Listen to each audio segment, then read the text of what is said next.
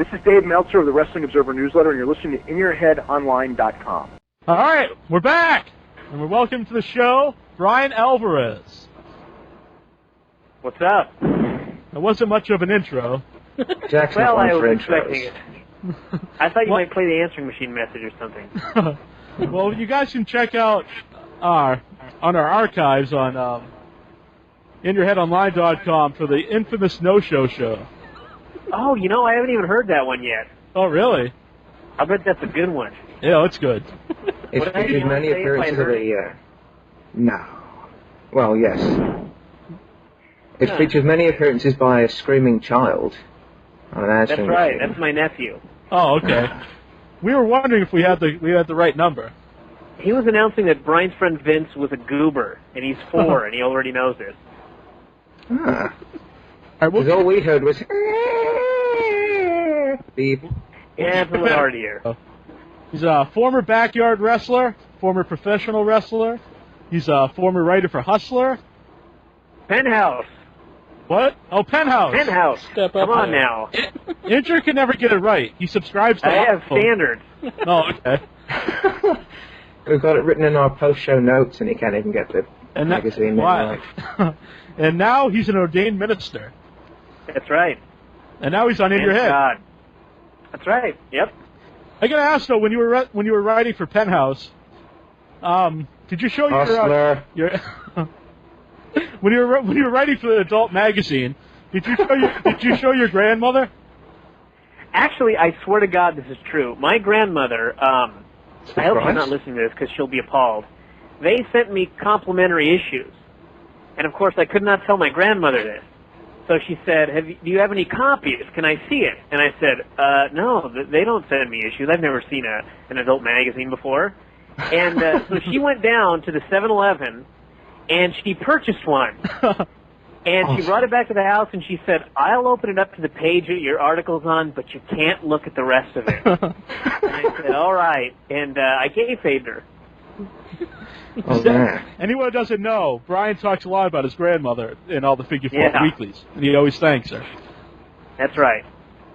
Very hardworking woman. Jack and his grandmother have a very strong working relationship. She brings him Really? Mm-hmm. All right. Well, the big news of the day, we weren't going to talk about this, but is all the cuts. Yeah. Oh, man. So we're going to get your take on some of these cuts. You think there's All right. going to be more? How many have been cut as of right now? I think we're up to 16. I believe Okay, 18. I believe- 18. Oh, I gotta- 18. Oh, I got to get the abacus out. I believe the final number is going to be 23. Okay. You want to take And, bets they on were this? calling... What was that? You want to take bets on this? Want to take bets on who's going to be next? How many cuts total? Oh, the total cuts? Well, it may not be fair because I think 23 is a number. But if you want to take bets, we can do it. Oh, you know this. I thought you were just pulling a number out of your head. No, that was a specific number that I was told. Oh, okay. It could So if be you wrong. played it cool, you could have hustled us. Because actually, here's why I think it could be wrong. Because Tommy Dreamer is currently calling people. Right. And I have this funny feeling that after he's done calling all 23, somebody will call him and say, you're canned. So it may be 24. Him do the dirty work, then they fire him. Yeah, that's right. That would be kind of awesome. Well, we'll just go through the names quick and tell me what you think. Joy right. Giovanni. I'm not shocked at all. Actually, I'm sort of shocked because she was kind of Dawn Marie 2.0, and they got rid of Dawn Marie, and I guess she wasn't Dawn Marie 2.0 enough because they got rid of her. She was totally useless. Yeah, they stopped using her they used her for a little while, then all of a sudden you just stopped seeing her. Yeah. She had a healthy rear. She did. Mm-hmm. Mother. Well, they've got all the new divas now. That's right. Kenzo Suzuki. I don't even know why Kenzo Suzuki was hired in the first place because everybody who actually seen Kenzo Suzuki knew that he was no good in the ring, and nobody seemed to alert WWE, and they didn't care because he was large. He was a large Japanese man, so they hired him. They found out he sucked, and then he got cut. Conspicuous by her absence so far is Hiroko. Is she under contract to the WWE at all? Or was she working alongside Kenzo? I think they announced she was also fired. Oh, did they? Because I hadn't seen her name yet either, and I was wondering She's if they were not on going the to keep site. her. Oh. I think they said it on one of the sites. I think they might have said it on PW Insider. Okay. I'm it's not on WWE.com. Okay, I'm not sure. But I can't see them keeping her if they fired Kenzo Suzuki. Now, she is a good-looking woman beneath the makeup. She is. Mm-hmm. This one might be the biggest surprise to me is Matt Morgan. I am stunned that they got rid of Matt Morgan. And Jim Cornette once said that he would be headlining a WrestleMania. Mm-hmm. And the last person he said that about was Batista. Right. And he only missed it by 1 year. And Matt Morgan, if he'd had enough time to train and they brought him in and actually let him cut promos, because when he cut promos in Ohio Valley, he was awesome. Yeah. Instead, they brought him up way too early twice, and they gave him a stupid, horrible gimmick that he couldn't even do. And I guess the other dealers are negotiating with Brock, and I guess they figure if they have Brock back, they don't need Matt Morgan. But I think they should have kept him in developmental for another 3 years, and then they would have had something. I agree with you totally. And we got Charlie Haas. That one really surprises me. It would only have mildly surprised me 3 weeks ago, but now that they actually got married, and they've been married for 3 weeks, and 3 weeks afterwards they both got fired, that's up there with firing Dawn Marie when she got pregnant. Yeah. You know, they weren't really going to do anything with him. I think they'd already figured that the fans didn't take him seriously and he didn't have a lot of charisma. But he wasn't bad, and I think they could have done something with him. So I'm sort of shocked that they cut him. Yeah, me too. On our message board, we have a question on there about Dawn Marie. Since she was pregnant, does that count as 2 firings? Actually, somebody sent me an email that had a list of all the people fired, and it listed Dawn Marie and Dawn Marie's unborn child.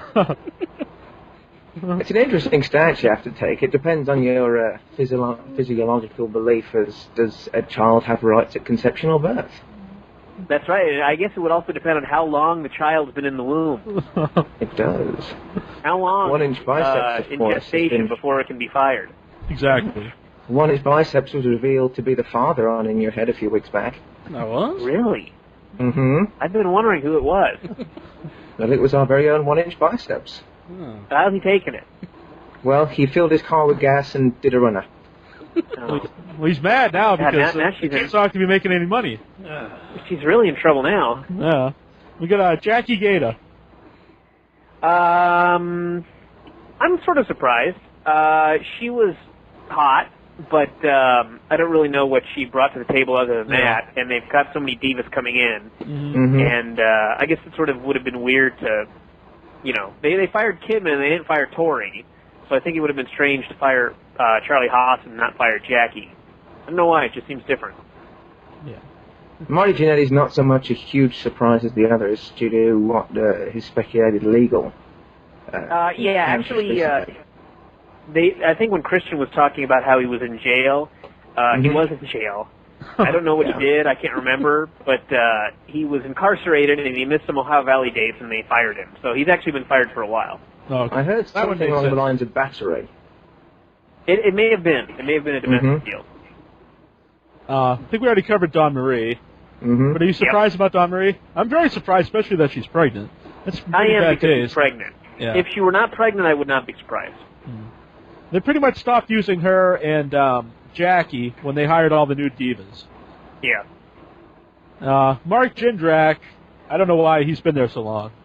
Yeah, Mark Jindrak lasted longer than he should have, so he should not be sad to be fired. He has... He's been in the business way too long to be as horrible as he is, and he's not getting any better. And he's actually sort of like a John Cena who, for some reason, they're getting worse in the ring, despite the fact that they should be getting better, and everybody else is getting better except him. Right. Except John Cena has a tremendous amount of charisma and he can talk, and Mark Jindrak has neither, so axed. Yeah. It's not like Matt Morgan, who's just starting out. And Jindrak Morgan was back could in cut WCW. promos, too. Yeah. And Jindrak, he was around in WCW. I mean, that's been quite a long time ago. He's been around way too long to not be any good. All right. I'm surprised about this one as well, Maven. I'm sort of surprised, but not really.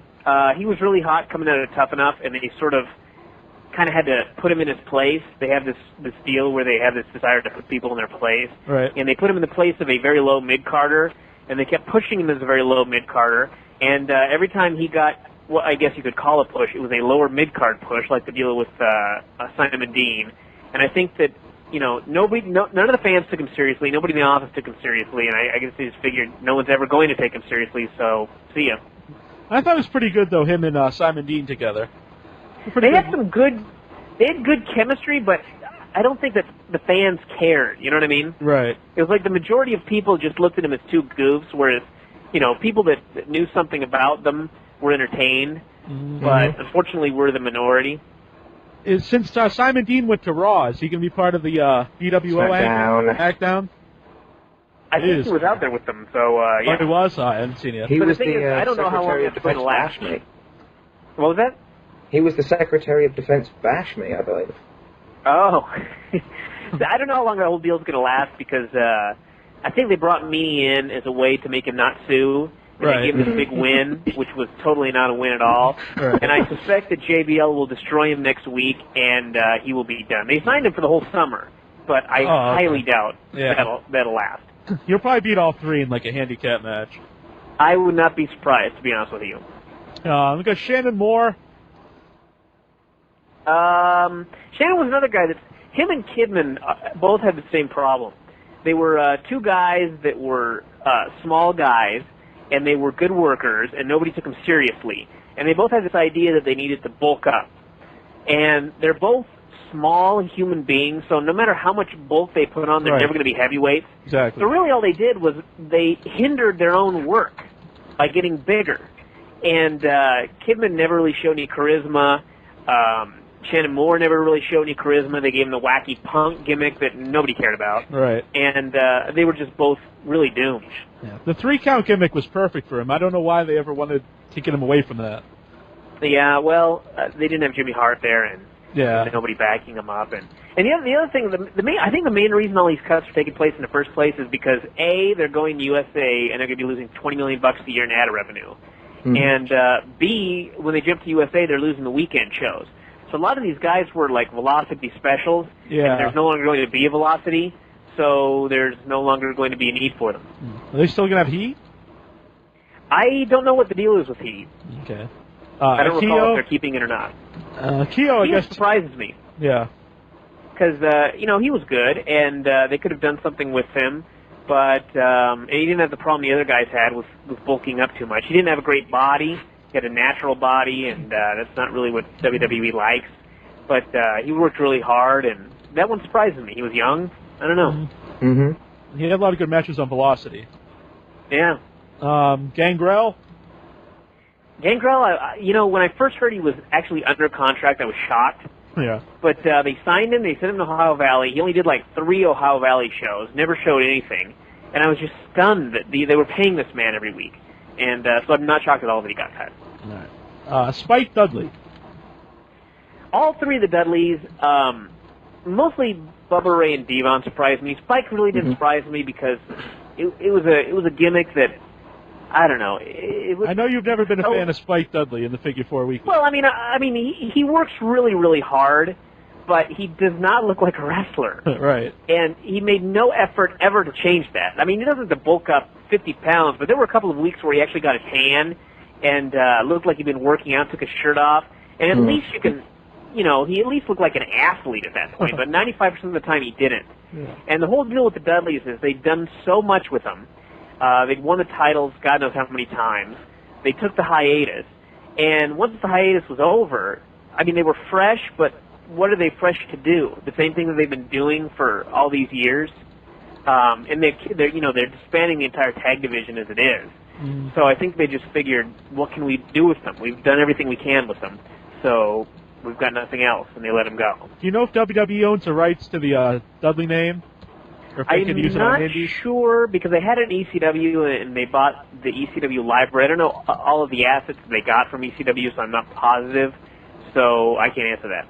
Yeah. Purely on speculation, I would say they probably don't, because everybody else, they've put up their actual birth names, but with the Dudley boys, they've left them off as perhaps a sign of respect that they can go on to their next job without really breaking kayfabe too much. Well, I think if they own the rights to it, they'll probably let them use it on indies, but they won't let them be the Dudley boys. Well, the other thing you have to look at is all the ECW guys like Sandman. When Sandman does indies, he's Sandman. It was his ECW name. Right. And the Dudleys they weren't like I don't think they were the Dudley Boys with the Z or anything like that, but they didn't really need that part anyway. Right. They were the Dudleys, so I assume they could still use those names. Okay. Yeah. And Kevin Fertig, Mordecai.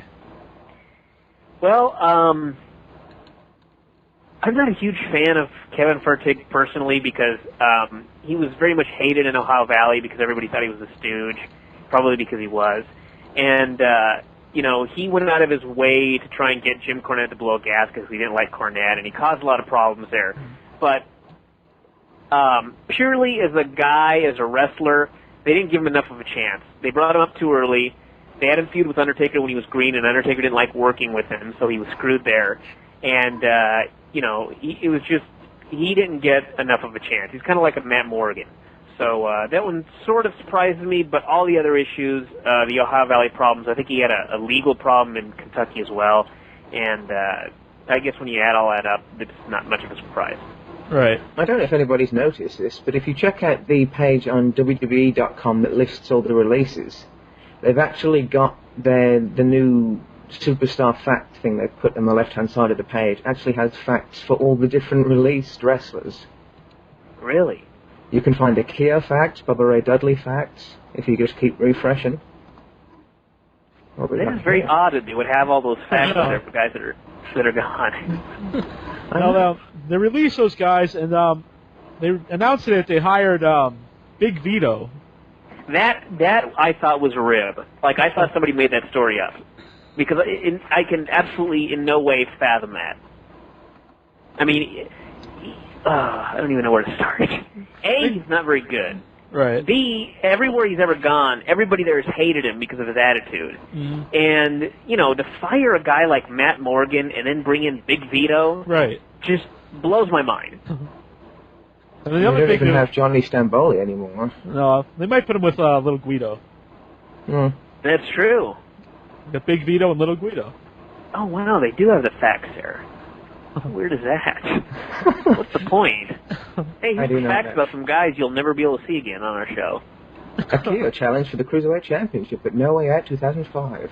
How about that? You think they'll bring in some of these other ECW guys they were talking about? What was that? You think they'll bring in any other ECW guys? There's rumors they were going to bring in Balls Mahoney, Axel, Kenny Doran, Roadkill.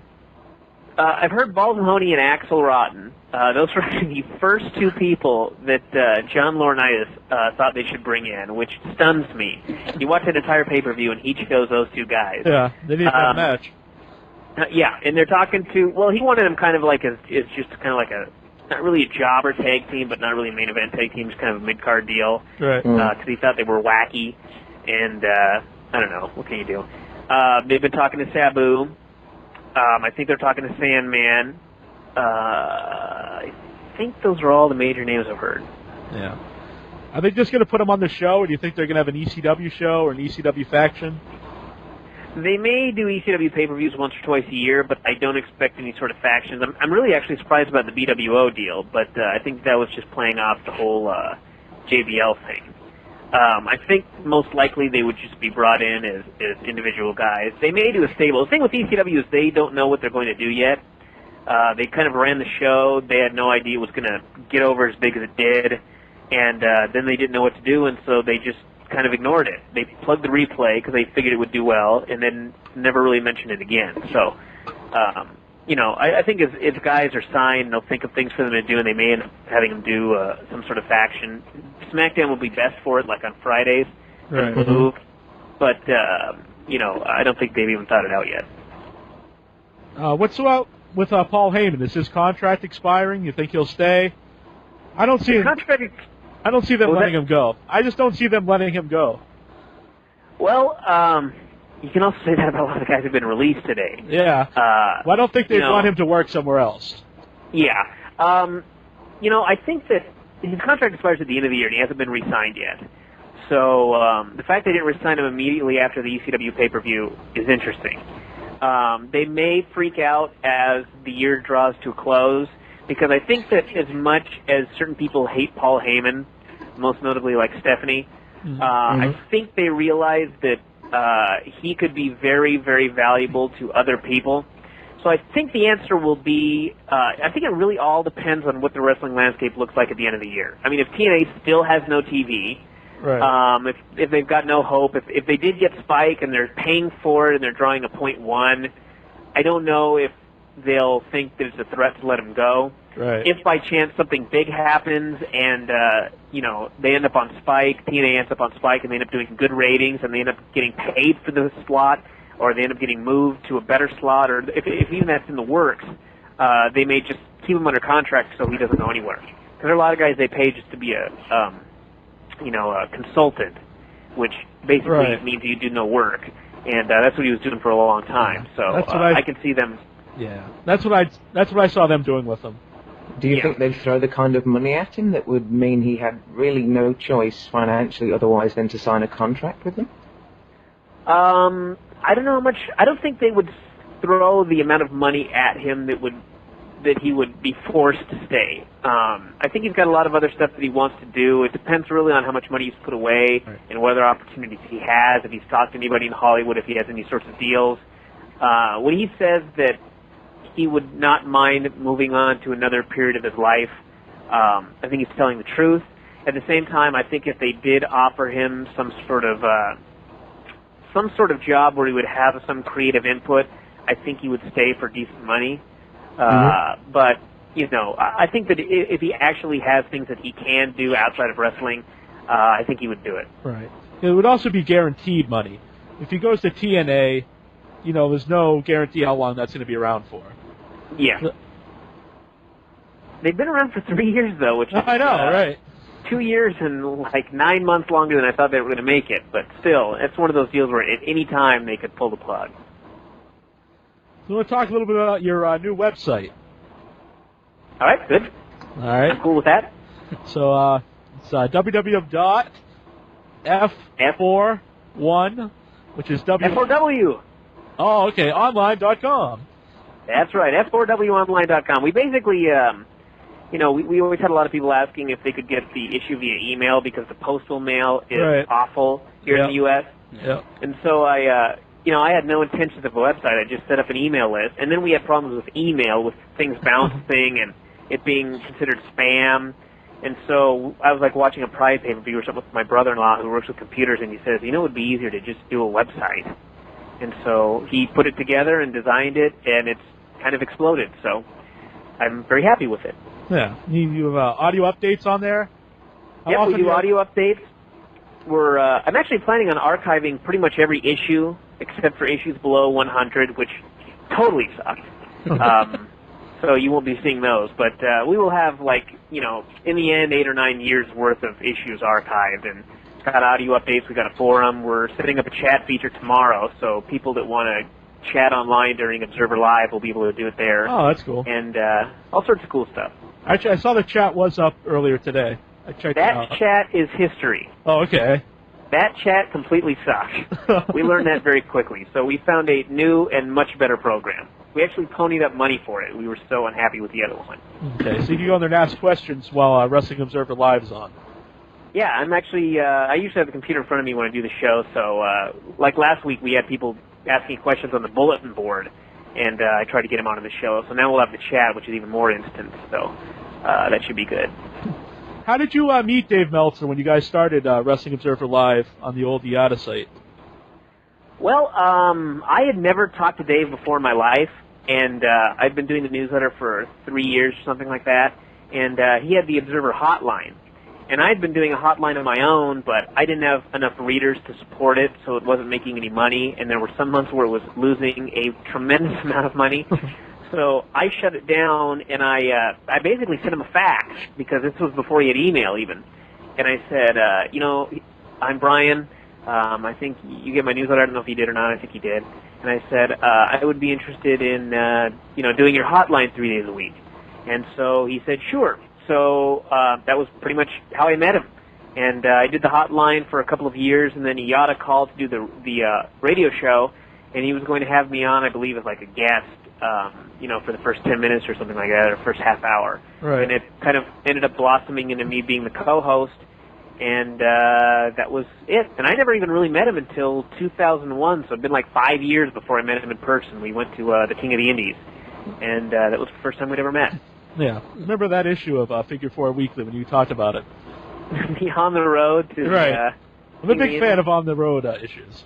That's good. I'm a fan of writing them because I don't have to follow wrestling every day when I do it. I just do whatever.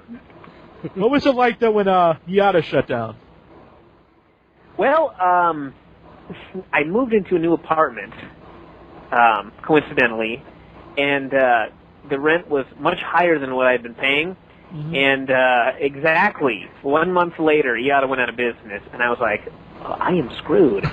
And thankfully, like, when it shut down, a whole bunch of people subscribed, so I was able to survive. Right. But it was very, I mean, that was like the most fun that we'd ever had. I mean, we just went on every day. We talked about wrestling. People loved the show. They could listen to it for free. We were both making pretty good money because Yada spent money like it was going out of style, which is why they went out of business. Right. So, when it shut down, I mean, the money thing was only because I thought I was going to starve to death. But once I was fine, it wasn't even about the money. It was just about, we can't do this anymore. Mm-hmm. And it was very sad. And we had like hundreds and hundreds of emails every day from people that were sad about it going down, which made it even more sad. And yeah. And I listened to it every day. It was a very depressing time. What was that? I listened to it every day. You guys used to have it on. It was on 5 days a week. Do you think you could still have something like that, though, with only WWE? At the time, you had WCW, WWE, and ECW. Plus, you guys would talk about Pride and UFC. I think that we would have no problem filling up, 2 hours a day because, number one, there's always WWE stuff to talk about. Number two, we just, we got calls for an hour and a half, and people can call about wrestling. Right. I'm not really great with the history stuff, but Dave has this incredible memory where he can remember virtually everything. Yeah. So people will call up and ask him, you can ask him about anything from the last 25 years, and he can talk about it for 15 minutes. So it's just, a matter of if we could ever find another outlet like that. Because Sports Byline, gives us, one night a week, and half the time it's preempted because there's a pay-per-view. So right. It's really not the same, but it's really all we can do right now. No. You said you never met Meltzer until 2001. You also never met your co-author of Death of WCW. I have never met RD in person. What was that? Yeah, we had him on a couple months ago. Mm-hmm. Good interview. What was that like writing a book with someone you never met? It actually was no problem because with a newsletter like this, there's a ton of guys that I've talked to a million times that I've never met, right, and that I may never meet in my life. And I'd worked with Dave for so long without having met him, and really we talk before the show on Sunday nights, and that's it. Like, we don't talk really during the week at all. But we still email all the time, we still communicate all the time, we just still talk on the phone. So it really wasn't any different working with RD because I think we were both pretty laid back as far as getting the book together. It wasn't like we were both fighting vigorously for ideas or anything like that. Right. So we just kind of, we talk on the phone and we decide what we're going to do, and then we do a lot of emailing, just splitting up, okay, you write this chapter, I'll write this chapter. Then we wrote it and sent it to each other and looked it over and sent it back with comments, and just pretty much did the whole book that way. So I figure someday we'll meet, but God only knows. Yeah. Anyone get mad about the book? As far as like any wrestlers that were in it that they might have. I hear Mark Mann's very upset. Yeah. Apparently he did an interview like today and went crazy, which I found amusing. But yeah, actually, I recapped that interview. Did you? Yeah. I haven't read the interview yet, but RD sent me an email and he was laughing about this interview. So I just think it'll sell books, so I really don't care. But right. We didn't really get any people. I don't know really how to say it. I mean, the people you think would be angry, like I'm sure Bischoff just buried it, and I'm sure that Nash thought there were things wrong with it and stuff like that. The people that we buried, I'm sure, weren't happy with it, and the people that we didn't bury, I'm sure, were happy with it. But nobody came after you about it. Oh no! I've got no emails from disgruntled people. Yeah, they didn't get up a posse and come after you. No one's threatened to kill me yet. All right. It's kind of disappointing, really, when you think about it. Maybe I didn't do my job. Got any more books planned to come out? We have nothing in the works right now. You know, every couple months we'll email back and forth, and he'll be like, ECW would really like us to do a book, but I don't know what I want to do, and then I'll respond with, I don't know what I want to do either. We could both just approach him and say, I want to write a book about, I want to recap all the Nitros from 2004 and just throw something together and publish it, but I really have no desire to do that. Right. If I'm going to write one, I want to at least write one that I try to write a good book, whether it turns out good or not. I just don't want to write a book for the sake of writing a book, so I think at some point we'll probably do another one, but he just had another kid, too. Oh, I didn't know. Actually, I think it's his first child that they just had, or are going to have at any time. Yeah. Well, congratulations, so he's sort of busy right now. That's right. Congratulations. No books on the in the future. We know he listens to In Your Head all the time. Oh, yeah. That's good. Well, hi, RD. If the kid gets really large really fast and the food bill starts growing exponentially, then perhaps we'll have to write another one. But right. For now, maybe until the kid gets in kindergarten, we'll have to hold off. Did you stay officially retired from wrestling? Have I officially retired? Yeah. I am done, yes. You never went back? No plans on Never. going back? I've not had one match, and I have no plans to ever have a match. All right.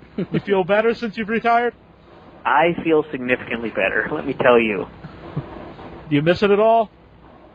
No, and it's kind of strange. No, you miss trips? Every now and then I'll see I'll see Ric Flair do something incredible, like he'll have an incredible match at 56, or I'll see Shawn Michaels have a great match, you know, outworking everybody on the card, and I'll think, you know, that could be me. Fun to... No, I don't think it could be me, but I think it might be fun to go in there and try and, you know, have a good match on an indie show. Right. And then about 5 seconds later I think, what the hell am I saying? I'm never getting in the ring again, ever. And that's the end of that. Yeah. But I certainly do not miss the pop of the crowd or anything like that. Yeah, right. I'm going to ask, since you've stopped wrestling, though, do you still use the hair scrunchies?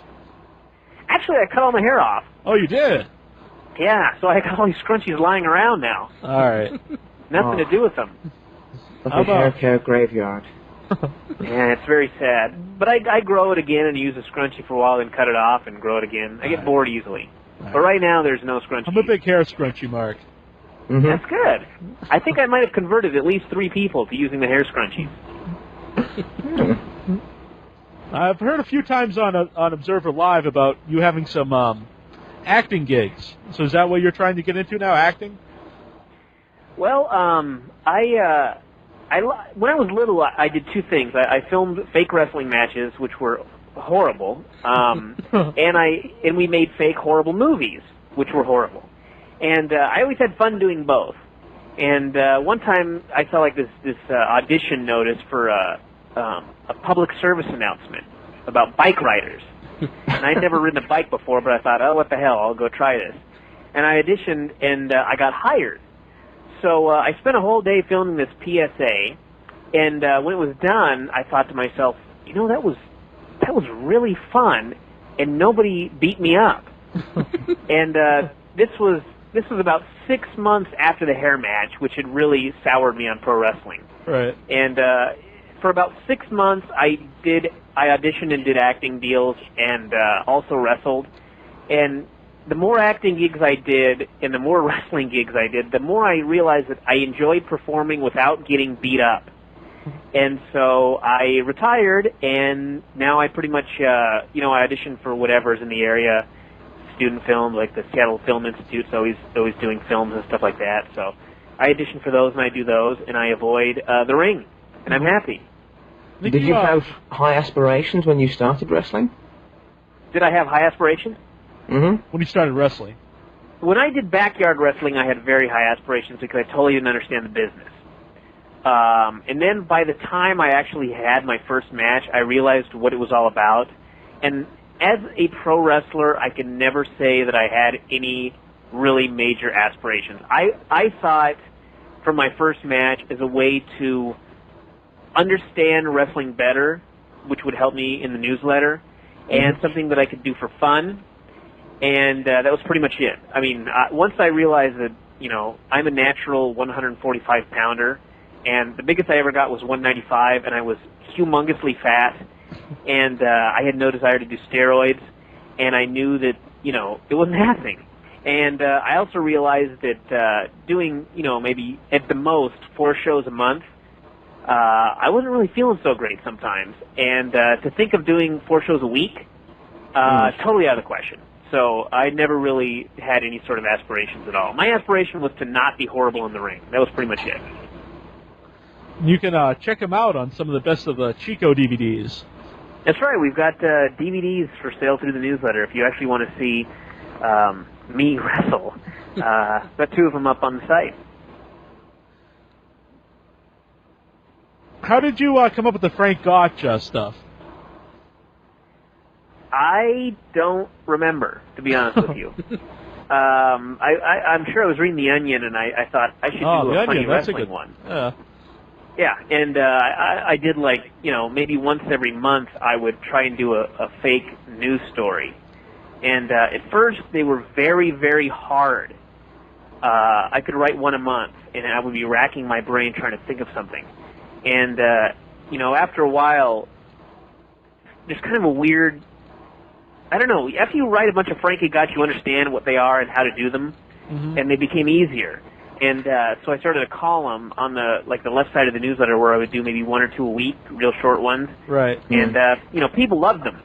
So I thought, well, for a while I was thinking of doing an entirely separate newsletter, but then I realized that would be way too much work. Right. So I decided to just devote more of the front page to a fake newsletter cover, the Flying Mare. And I started doing those, and I think I've done it's been 212 weeks or something like that of doing them. So it's odd you mentioned that, several years. When I first started getting the Figure 4 Weekly, and I used to read those, and I sent you an email that it reminded me of The Onion, and that I recommended that you read The Onion. Did you? Yeah. God, I don't know if I read it before or after that email. I think I must have read it before, because I don't know. Yeah, because if you based it off of it, right? Exactly. So you did a good job if it reminded me of The Onion. Oh, thank you. Yeah. Some weeks it's hard, but I usually get them done somehow. The editor of The Onion, he bought a jersey from me off my eBay store one time. It was kind of weird. Yeah, it was odd. It was an XFL jersey, Memphis Maniacs. I think he may be a wrestling fan, because every now and then a wrestling story will show up in there. Right. Yeah, that's some good stuff. I'm a huge fan of The Onion. Yeah, me too. So got anything? What was saying, Barb? I was going to say, we did try and get some questions from the members of our message board, but the majority of the thread asking for questions for you turned out to be off-topic rambling and Photoshop pictures of you and Dave. Well, listen, I fully endorse that, because I've seen some of those pictures, and they're great. Are you sure they're Photoshopped?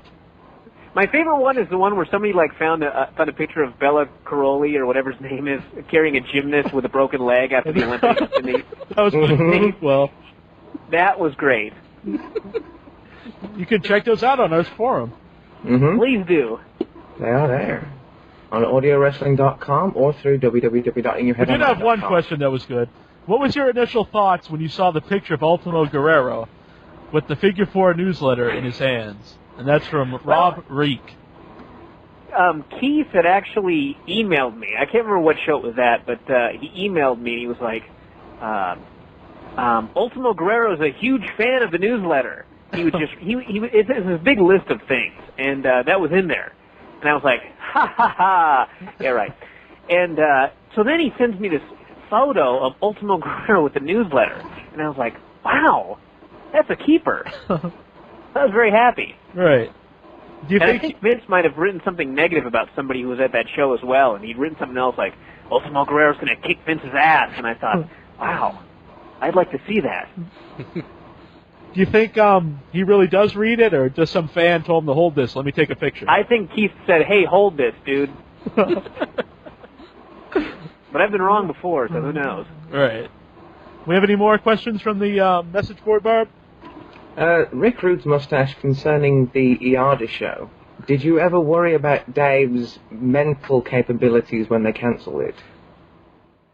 Like, did I think he was going to have a nervous breakdown? Mm-hmm. I never really worried about that too much. I figure that I figure when you write an 18-page newsletter every week for like 23 years, you sort of learn how to deal with stress. So I wasn't worried about him killing himself at that point. If he broke down, it would have been good for buyers. It would have. Mm-hmm. Yeah, he'd survive. If he ever did, though, who would take over the Observer? I don't know if anybody could write that. No one could do it. Especially when you get the big, like, 18 or 24-page ones. I think that when the Observer is done, it will be the end of an era in wrestling, because no one is taking over. No. And I'm not just saying that because Dave's my friend. I mean, even if I had never spoken to Dave in my life, and he'd yelled at me and beaten me up or something at the King of the Indies, I would still say the same thing. I can't see anybody else being able to do that. You ever hurt really bad in the ring? Did I ever get hurt or hurt? Get hurt. Get hurt badly. I got hurt in the ring several times, actually. I took a power bomb off the middle rope and separated my shoulder. That sucked. I blew out my knee doing a moonsault. That sucked. I separated my other shoulder doing a low drop kick, like a seated drop kick. That one totally sucked. What else? I took a pile driver from Tim once, and my head was too low, and my neck hurt for a long, long time after that. My lower back hurt pretty much until about 3 months ago. So I don't know what the hell was wrong with it. But, yeah, all sorts of various injuries. Well, that's the reason why you got out, I guess. That was why I got out, let me tell you. I've been. You can't sit in a booth at Red Robin for any length of time, and you're like 27. Something's wrong. Right. Yeah. I listened to some of the hotlines today, and I got to say I really liked the Diva Search commentary you did. That's good. That makes me happy. We actually really. I think I did a Raw report, and or maybe somebody suggested on the board. I can't remember how it came about, but the suggestion came, why don't we do commentary for it? And, I said, oh, we'll think about it, and we sort of did think about it, but it never really hit me that it was something we could do.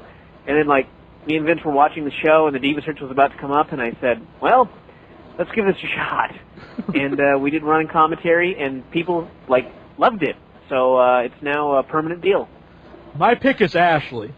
I think Ashley's I don't remember any of them right now, to be honest with you. Was she the first one? Is she the one that's coming up first? Yeah, she's the first one, right, yeah. Yeah, I think that they figure that's who's going to win. Yeah, that's the one her old butt was hanging out throughout the obstacle course. That's right. I remember that. The only one I remember, the only person whose name I remember off the top of my head is Cameron. Because I cannot forget Cameron, because she was the one who was unable to take her pants off, which I didn't even think was even possible for a stripper-type girl to not be able to take her pants off. She ended up with her pants around her ankles and hopped back into line the first week. And then the second week she fell over the wall twice. She was the only girl to get her head caught in netting. And she was unable to figure out how to use the gunny sack. She just put it around her ankles and hopped, and then she fell down, I believe. And, she was a good one. She was a good one. You wouldn't think you'd be able to get into the Diva Search. What was that? I said, I wonder how she got into the Diva Search if she couldn't take her pants off. She must have just come half nude. I hope so. And apparently they did like a Diva Search expose or something on WWE.com, and her interview is classic. I haven't listened to it yet, but Vince was raving about it. I noticed when they were talking about each one's like been in a movie or a TV show or a model or some magazine. Were any of these people actually people that just sent in like a tape of themselves? Actually, no. They almost got no tapes this time around. These girls all came from modeling agencies. And that's why you have, like, their resume just said model. Because I think they're in the modeling agency, but probably haven't got any real jobs yet. Mm-hmm. And so therefore, that's how they ended up getting this. My favorite were the girls with only one name, and these intriguing one-word titles of these films they'd been in. And I just thought, porn. It's gotta be porn. One was even in The Longest Yard. Yeah, she was like one was like a lingerie bowl girl, and was one a stunt woman or something? Yeah, I don't really remember, but I just remember when they said the longest yard. I thought maybe she was like Austin's new girlfriend or something. And maybe if she's blonde. If she looks like Deborah, she's probably Austin's girlfriend. She's probably too young. That could be. She could be Lawler's. Right. Maybe a little too old for Lawler. What was that? Maybe a little too old for Lawler. That's true. That was one of Lawler's best lines ever when they were talking about Stacy was like 21, and he goes, the only problem is, the age. She's too old. I thought that was a beautiful line. One thing I've noticed that really drives me crazy is that Alexis last week had a gimmick that she was a bitch, and this week has a gimmick that she's all hopping around and happy. She one of the Diva Search girls? Yeah, Barbie's the only one who knows the names of all last year's Diva Search girls and this year's. Yep. I am shocked, to be honest, that you know these people. The funny thing is I can never remember any of last year's girls until this year's contest started, and then the section of my brain that forces me to forget names required me to accept the names of the other girls. So now, like Michelle McCool, I know her like that, and before I had no clue what her name was. Michelle McCool Alexander. Okay, that's scary now. Candice Michelle is married to a chiropractor. Really? Yep. Jeez. Mm-hmm. The official all diva these facts expert. about these divas. Yep. Lauren Jones is ugly as sin. That's an exclusive. How about Rochelle? Oh, Insane. such an incredible rack. I don't even know who that is either. All I know is she's the one that was ranting about Randy Orton and Amy Weber. Right. Mm-hmm. I cannot remember for the life of me what she looked like. Me neither. Huge rack. Well, that doesn't narrow it down. Let's see now. I'm going to say that's 90% of the girls. Right. Well, it's not Stacy Keibler. No. That's true. She's natural. Mm-hmm. She may be in trouble if one of these natural girls wins the contest, because then she'll have nothing special about her and they'll can her. I know. Well, it can't be doing her career any good when they put her with Hurricane. Hey, at least she's on TV. Yeah, Hurricane and Rosie. When I watched Well, Hurricane and Hurricane are Rosie good do the friends. 4th of July deal that culminated with them getting lit on fire, and then it was over, and I thought, these are your tag team champions. It was very depressing. How did his hand... I couldn't understand how his hand lit on fire. He wasn't even near the fire. It just lit on... It was like spontaneous combustion or something. 4th of July, these fireworks are dangerous. Maybe that's where Jamal went. And then he had this huge glove on that one hand that was caught on fire. Well, maybe he had been playing with a hawk. It was like the Inferno match with Kane and Undertaker that time. That's right, when his hand lit on fire and he ran away. Rosie was grilling himself some chicken. That's right. All right, you want to plug your website again? Yeah, if you want the latest in wrestling news, please head up to F4Wonline.com. You will never have to wait for your newsletter in the mail. You'll never have to see it ripped up again. You can get it online for like $5.95 a month worldwide. So, yeah, check it out. We've also got hard copy packages, and we've drastically lowered our hard copy rate. So if you actually want to get the print one still and online access, you can get it for a hell of a lot cheaper. So F4Wonline.com. Right. And it's not just a newsletter. You get audio updates, and you got the message board. Chat. You got chat. We've got some Figure 4 Weekly extras, which you will not be able to find in the print newsletter. My buddy Sean's going to a Rose Garden MMA show this week, and he will have a report and photographs up on the site as well. Oh. And all of this extra stuff is free. Right. And if that's not enough, I've just joined, and you can see me on the message board. That's right. I did notice that you were on there for the first time. Right. So, yes. That'll bring in some buyers, I think. I think it should. And, better yet, if you've got a website, we have affiliate links. They can put a banner on your site, and if people click through, you get money. Whoa. Excellent. Oh, yeah. we might have to hook that up. Sounds like Yeah, 10% of each sale, dude. This whole free thing, that gets me. That's right. Because you get free audio updates. You can get free Diva Search commentary with your subscription. Think about that. What other site offers you free Diva Search running commentary and an audio update? None. None. My whole gimmick is that I have no money. And I like to stick to kayfabe, so I live the gimmick. So free stuff is good. That's good. Yeah, see, there's plenty of free stuff. Mm-hmm. All right, before I let you go, is there anything you want to tell your fans out there? I want to tell my fans, especially that are on your message board, thank you for not sending me any questions.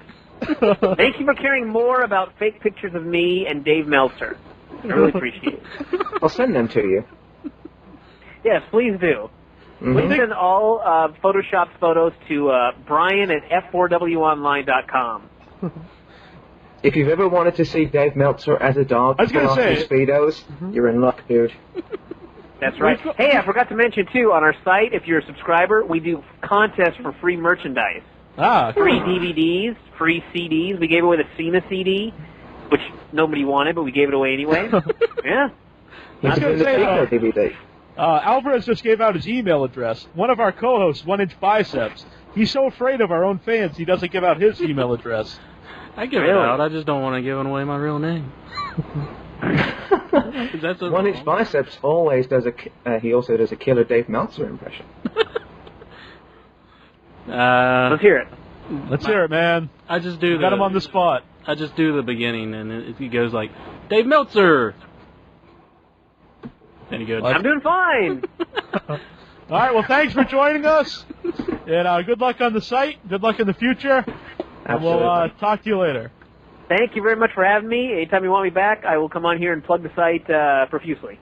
All right, next time I want you on, I'll email you 7 months in advance. Sounds like a plan. All right. See ya. All right, thanks, guys. This is David Wills, also known as the Crying Wrestling Fan, and you're listening to InYourHeadOnline.com radio. Tune in every week for the best of interviews and the best wrestling news and excitement right here at www.InYourHeadOnline.com.